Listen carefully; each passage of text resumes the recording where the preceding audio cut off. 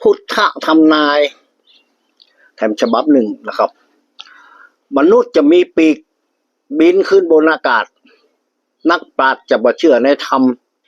หนองน้ำจะมีบนหลังคาละออนเกิดปลายหน้าหูติบตาติบดวงพระอาทิตย์ลอยมาส่องบนบ้านคนขี้ค้านจะเป็นดีมีกินปืนแผ่นดินจะเป็นตีแล่นเครื่องยนต์ผู้คนจะเอาขอนไม้มาไหว้ต่างพระเจ้าคนแก่คนเฒ่าจะเอาละออนสอนฮื้อคนจะขายจะซื้อ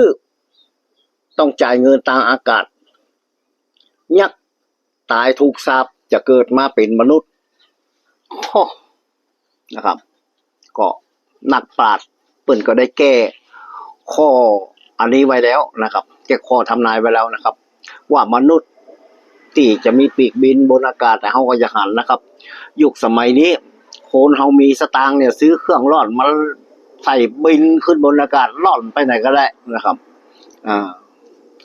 นักปราชญ์จะบ่เชื่อในธรรมก็หันอยู่นักปราชญ์เนี่ยเปิ้นหูเปิ้นนี่ไปหมดแล้วจะมาฟังทุกเจ้าสอนนี่เป็นไปบ่ได้นะครับหนองน้ำจะมีบนหลังคาก็ตึกรามบ้านช่องที่เปิ้นมีตึกนะครับแปลงสระว่ายน้ำบนหลังตึกอันนี้เปิ้นว่าหนองน้ำจะเกิดบนหลังคาละออนเกิดปลายหน้าหูติบตาติบก็จะเป็นคนละอ่อนเกิดมายุคเนี้ยบ่ต้องปลายหน้าละนะครับจะเกิดมามีก็กับโทรศัพท์ละหูติบตาติบดวงพระอาทิตย์ลอยส่องบนบ้านก็ไฟฟ้านะครับส่องเฮียกูบ้านกูจองคนขี้ค้านจะเป็นดีมีกินแต่เดี๋ยวนี้คนเฮาค้าขายเนี่ยบางคนปล่ำปรวยเนี่ยมันต้องไปออกแดดออกดำนะครับมันต้องไปตากแดดตากดวงซะอย่างนะครับค้าขายทางออนไลน์ทำไมมาใหม่นะพื้นแผ่นดินจะเป็นที่แล่นเครื่องยนต์ก็ทางกรุงเทพนี่มีละบ้านเฮายังมีเด้อรถรถไฟรถความเร็วนะครับรถไฟความเร็วแล่นปืนดินหมดปืนอุโมงค์หมดคนจะเอาขอนไม้มาไหว้ต่างพระเจ้าก็คืออันนี้ก็เกิดมาเมินละเขาว่าคนเฮาเนี่ยไปเชื่อว่าไม้ตะเคียนเนี่ยจะมีเจ้าแม่ตะเคียนสิงอยู่เอาไปปะจุ่มอยู่ในน้ำก็ดีไปขำเปื้อขำโป้งขำที่ไหนก็ดีละขึ้นมาไหว้กับขอจกขอลาบกันคนเข้าจะคือละอ่อนสอนก็มีแน่นอนนะครับเพราะว่ายุคนี้คนเข้าเรียนหนังสือบ่ได้เหมือนละอ่อนยุคใหม่เรียนพจน์เพียวภาษาอังกฤษ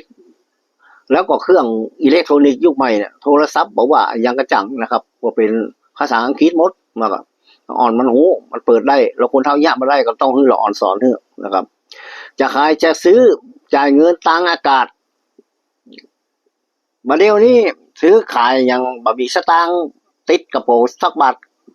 จะซื้อยังเป็นหมื่นเป็นแสนก็ได้หมดนะครับคะแนนมีโทรศัพท์ตัวไปสแกนเอาพี่น้องมาได้เปิ้นเล่นสแกนกันไผบ่พกเงินเป็นหมื่นกันซะละ